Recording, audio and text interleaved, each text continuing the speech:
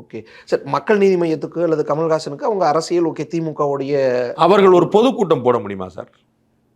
ஒரு ஆர்ப்பாட்டம், ஒரு பேரணி, ஒரு மாநாடு கமல் கூட்டினா கூடாதா? கூடிச்சா? கூட்டியிருக்காரா?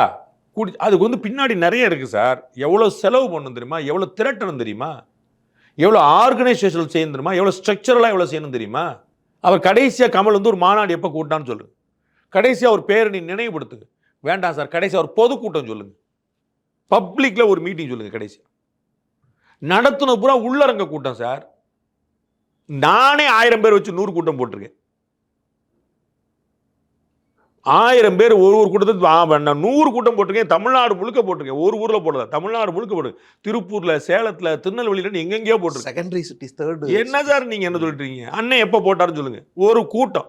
திமுக கூட்டணிக்கு சார் அவர் எம்பி ஆனதும் மக்கள் நீதி மையம் திமுகவுக்கு ஒரு கௌரவம். எங்களை எதிர்ப்பார் இல்லை. டிவியை உடைச்சவங்க கூட எங்க கூட தான் நிற்கிறாங்க. இவ்வளவுதான், வேற ஒண்ணுமே கிடையாது.